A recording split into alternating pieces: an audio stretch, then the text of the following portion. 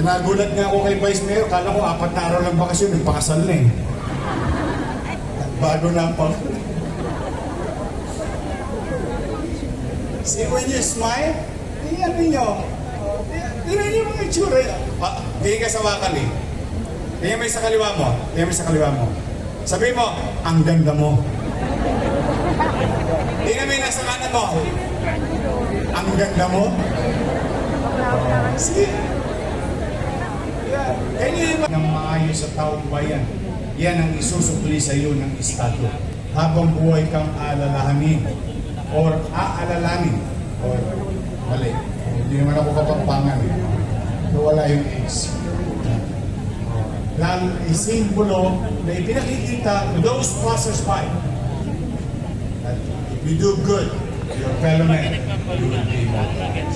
And thanks to Andres Bonifacio and those others, our heroes,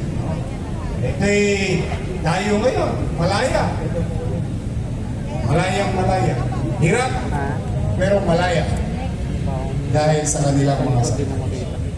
Kaya, ang paglilingkod sa bayan ay laging may kahalong sakripisyo. Hindi lamang to puro biyaya or bonus or maybe kung ano man. Thank you kung meron. But the good thing about being in the service, sabi ng kasabihan sa Ingles, many are called but few are chosen. You are the chosen one to be of service to the people. Saka masarap talaga trabaho to. Lagi ko ito sinasabi. Saan ka pa naman nakakita ng trabaho? Tumutulong ka na sa kapwa, naglilingkod ka na sa kapwa, pagdating ng aking saya 30, may sweldo ka. Hindi ba masarap ang pakiramdam na iaayos mo ang sarili mo, pero nagiging bahagi ka rin ng pagsasaayos ng ating pamayanan, ng mamamayan, ng siyudad, at ng ating bansa. And I would like to share to you what the city government of Manila did last week. It's now part of conversation all over the country today. That includes the national government.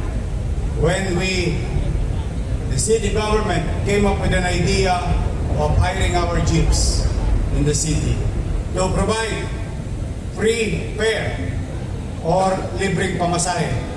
And last week, when we implemented it, about 365,000 riding public benefited in 2 days.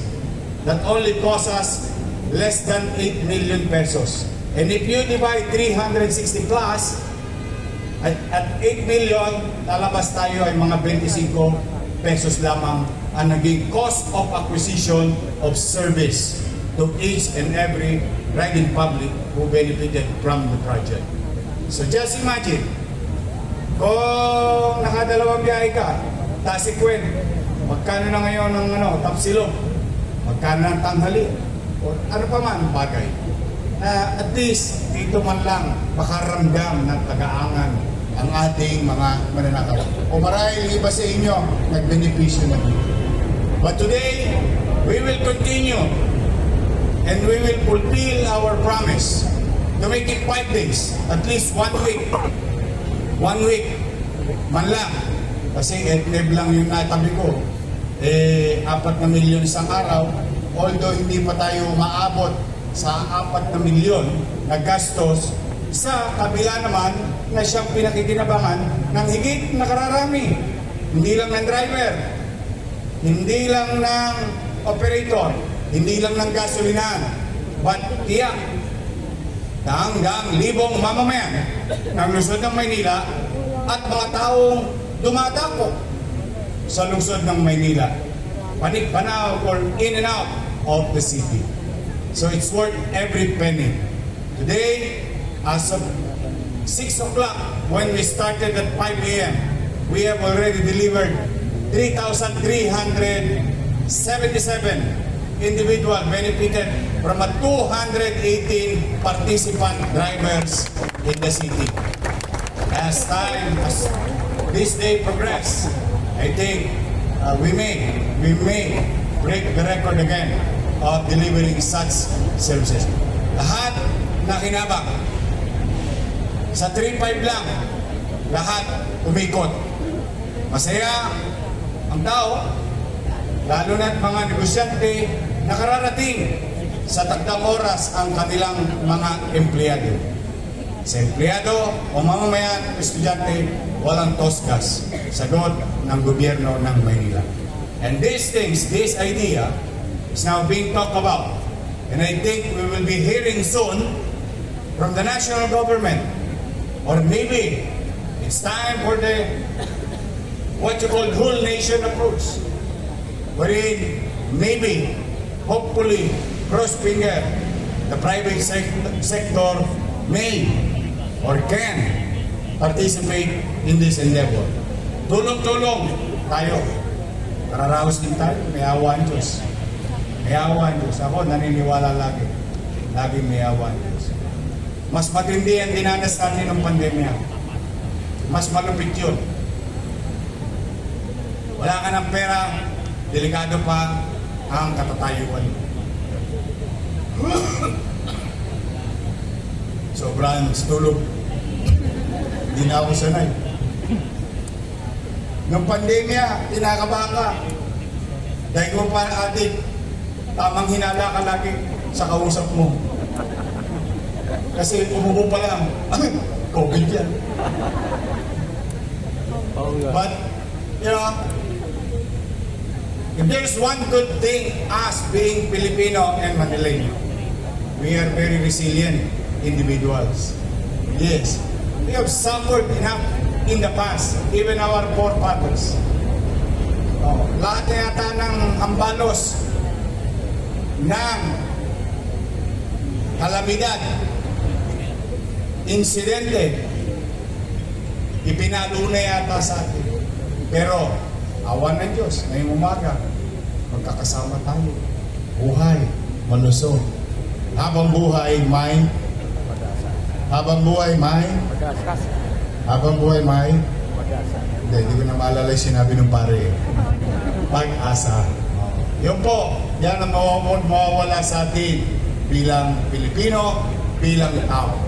We must continue to pursue better things to be delivered to our constituents. Kaya sa ating mga driver ng jeep, nasaan man kayo ngayon, pwede ba palakpakan natin mga jeepney driver natin? Nasaan man kayo ngayon, I, as your mayor, would like to thank each and every one of you on behalf of the people of Manila and to those people who comes in and out of the city for delivering free services to riding public. Another week, let's make use of this 3 days. Kasi 3 days lang atang, ano ba, saan na si Joe? Walang sock pa sa Webes, no? Walang pasok? Gusto mo pumasok? Walang pasok yata sa Webes, but we'll see. But for the meantime, today is the day, another week, start of the week, and start an opportunity to be of service to the people. Yun ang masarap nito. Pagkakataong makapaglingkod at maging bahagi ng solusyon ng suliranin ng ating mamamayan. So, mag-iingat kayo. Tatagan ninyo ang kanyang kalooban. Huwag niyo masyadong problemahin si Jess. Talaga naghahanap pa ako ng may jojowa niya hanggang ngayon. Pero masyado siya mapili para siya si Bambi.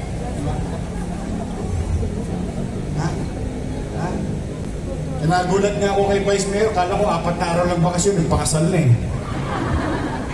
Bago na pa. See, when you smile, tingnan ninyo. Tingnan niyo mga itsura. Tingnan ka sa wakal eh. Tingnan mo sa kaliwa mo. Tingnan mo sa kaliwa mo. Sabi mo, ang ganda mo. Tingnan mo yung nasa kanan mo. Ang ganda mo. See? Can you imagine how resilient we are? We are facing global crisis, economic challenges, each and every one. Lahat tayo tinatahan. Pero kita ninyo, and I'm pretty sure Noong Huwebes Santo, Biyernes Santo, lahat ng karaoke, kinanta ninyo. Why? Because life will continue. Life will go on. Challenges in our life teaches us a very good lesson. A lesson that can be learned and utilized for the next or future problem. And that also strengthens us emotionally and psychologically. So that's why, don't worry. Be happy. And be grateful to God. So mag-iingat kayo. Huwag kayo magkakasakit. Kailangan ko kayo. Ha? Magandang umaga. Pagpalain nawa kayo na buong may kapal. Manila! God first. Thank you.